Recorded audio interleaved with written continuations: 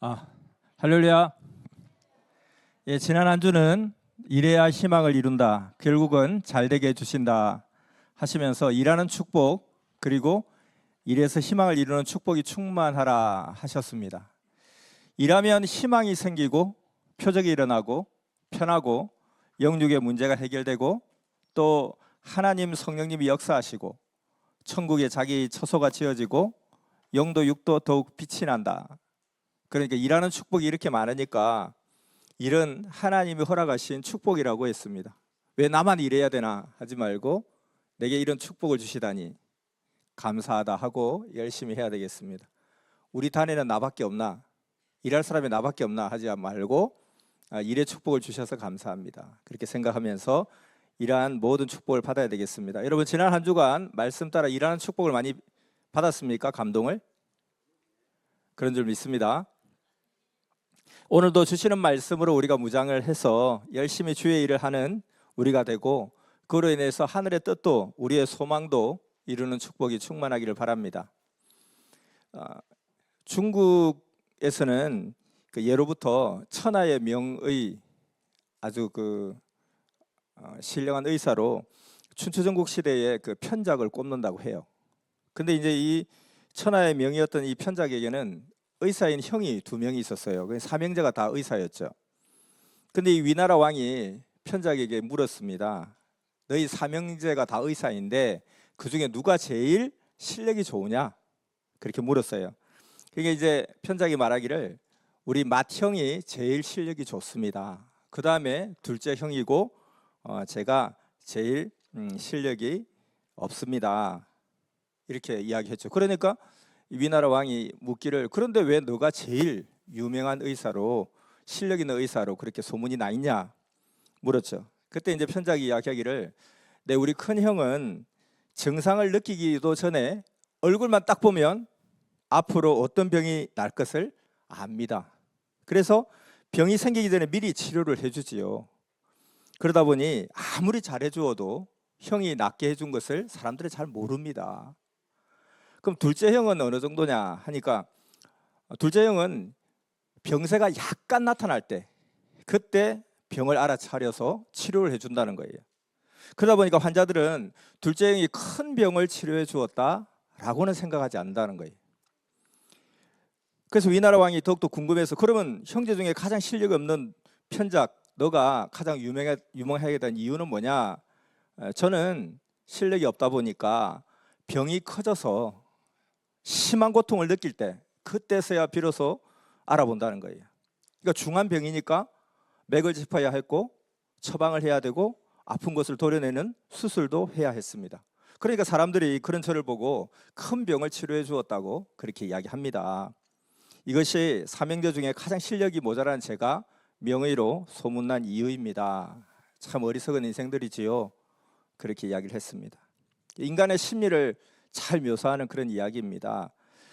병 주고 약 주는 존재를 제일 의존하고 존경한다는 말이죠. 하나님께서는 사전에 은혜로 건강을 주십니다. 근데 그 은혜를 잘 몰라요. 대부분의 사람들은 죽을 병에 걸렸다가 살려줘야 비로소 감사가 나옵니다. 지혜는 사전의 경고 그리고 말씀 앞에 순종하는 것입니다. 작은 사인을 줄 때 헌신하는 것이 지혜입니다. 제일 어리석은 사람이 온통 얻어맞을 거 다 얻어맞고 난 다음에 깨닫는 사람입니다. 사람은 누구든지 다 깨닫습니다. 그런데 지혜로운 사람은 경고 사인을 줄 때 깨닫고 어리석은 사람은 다 얻어맞고 망한 이후에 비로소 깨닫게 됩니다. 우리가 예배를 통해서 듣는 주의 말씀은 이와 같이 미리 있을 일들을 알려주시면서 우리가 어려움을 당하지 않고도 최고로 행복한 축복의 길로 가도록 인도해 주시는 그런 말씀입니다.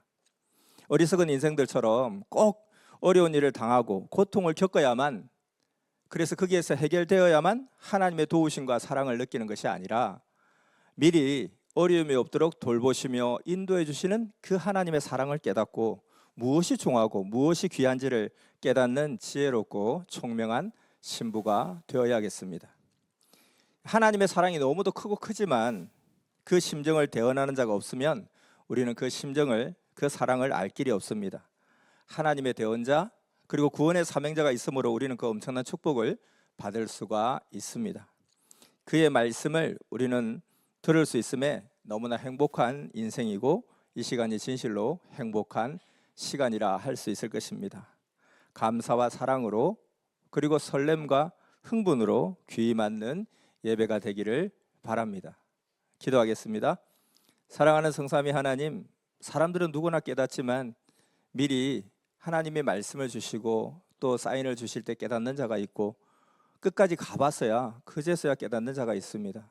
우리는 하나님의 말씀은 지혜의 말씀인지라 우리가 사고나 해됨이 없도록 미리 말씀해 주시고 또 미리 예비케 하시고 그 말씀을 주실 때 믿음 있는 자는 그 말씀을 붙잡고 감사함으로 아무 탈이 없으므로 또 미리 사고를 예방해 주시고 또 흑암 사망의 길로 가는 것을 막아주시는 그 하나님의 사랑과 지혜에 감탄하며 경배하며 영광을 돌립니다. 어리석은 자는 큰 병이 나서 그때 비로소 해결되어야 감사와 사랑을 드립니다. 우리가 지혜롭고 총명한 신부가 되어서 온전한 이 시대에 합당한 예배, 감사와 사랑으로 설렘과 흥분으로 온전한 영광 돌리는 예배 되기를 진정 원하옵고 나옵나이다.